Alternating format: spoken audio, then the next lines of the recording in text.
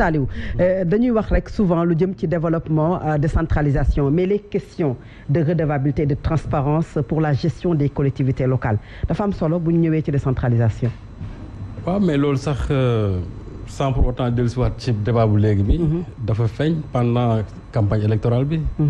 parce qu'il y a beaucoup de maires yoo xamante ni bu ñu leen waxee venez faire votre bilan ñu si bëri ils n'ont pas voulu. te bilan boo koy day def c'est-à-dire en même temps aussi di nga bilan financier. et citoyen bi dafa war a xam en réalité yow fa nga jógee ak fi nga xam ne fa la egsi. maire yu bëri day loolu gis ma fi benn maire boo xam nangu na def bilan.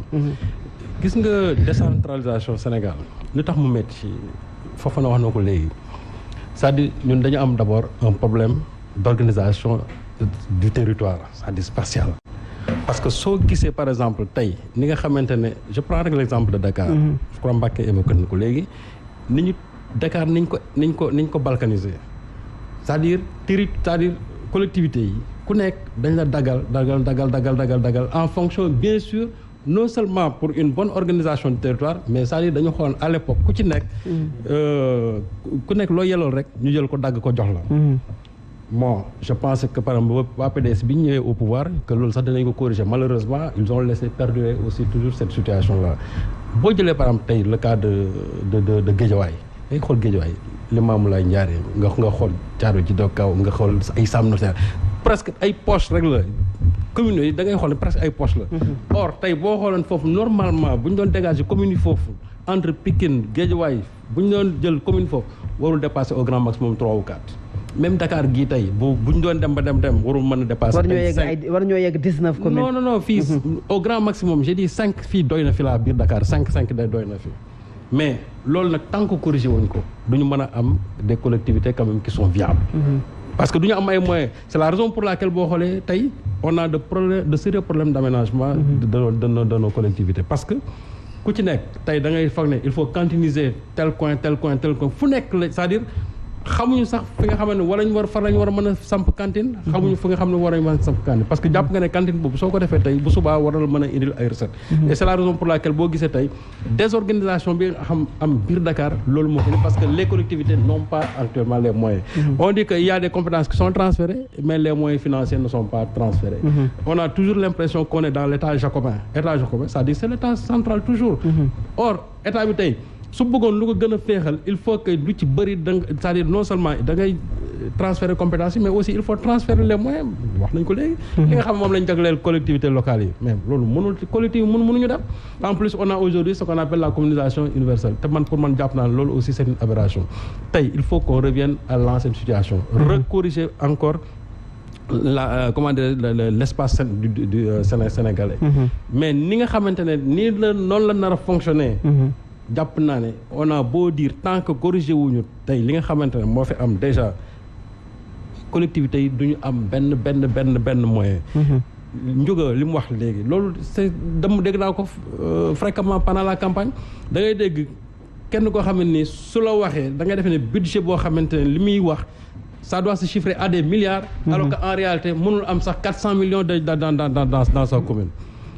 et loolu aussi moo taxoon ma ne débat bi ñu doon sàkku dafa baaxoon parce que bu nit bu ñëwee taxaw wax ne lii laa bëgg nit ñi ne lii laa fas yéene def mais dinañ ko laaj moyens yi foo koy jëlee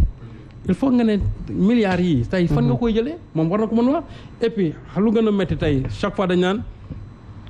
collectivité bi deful dara mais état bi en réalité moom moo koy appuyer parce que su fekkee ne état bi dafa transférer ay compétences ba pare boo a dellusiwaat encore pour mën a jëlaat loolu pour kiyaat ko finalement je me dis que il y a une incohérence même dans la politique de l'état te loolu nag c'est des kii yoo xam ne dañ ko war a corriger waat tant que nag loolu corriger wuñ ko man jàpp naa ne nii mu demee nii avec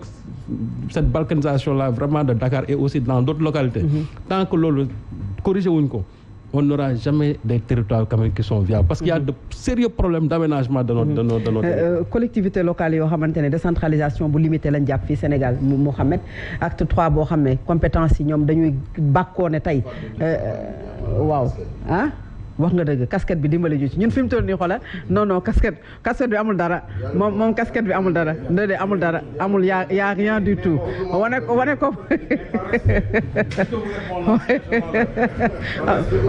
wane ko bu baax a baax wane ko bu baax wane ko bu baax a baax parce que ñun alors c'est très important ñu xam ne arrêté nañ bi minuit jotee on continue notre débat c'est Ndoumbelane et on parle de l'actualité et l'actualité décentralisation tey dafa nekk au cœur de l'actualité ak acte 3 de la décentralisation bi mais manquement yi nga xamante ne ñu ngi ko ci nemmeeku nag nga ko gisee. waaw xam nga la décentralisation correspond à un transfert de compétences du gouvernement central yàlla dogal na bu fii le président Abdoulaye Wade nekkee ci deuxième gouvernement bu mu tëraloon ñuy ñaanal suñu yaay jooyu yàlla na xippee àjjana yu gën a kawe daf ko dénkoon le ministère des collectivités locales Thiéwo Cissé Doucouré kooku nekkoon aussi kàngam nekk boroom xam-xam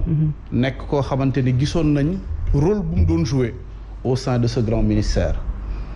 ñu demaat ba ay 2000 su ma juumalee 2010 ou 2011 mu jël ce grand ministère des collectivités locales dénkoon ko Aminata Tall def ko nag ministre d'État en ce moment là ñëpp xamoon nañ ni que les collectivités locales ak territoriales nekkoon na un grand ministère de souveraineté ñun les politiques souvent dañu war a teg de côté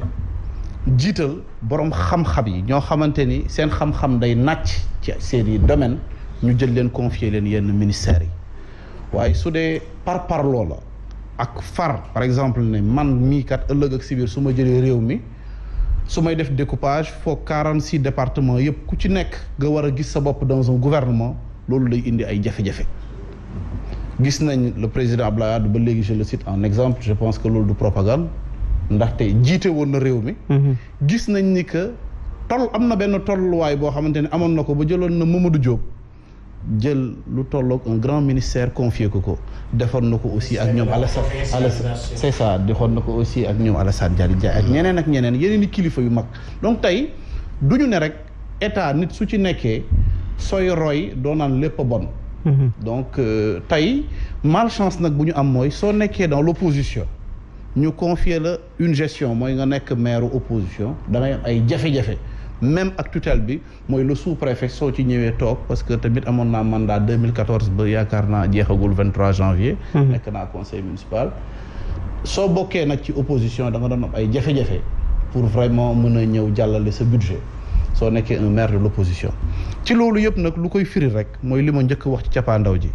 mooy le président de la république nee nañ kat jàllale nañ ci loi bi dafa war a nommer un nouveau premier ministre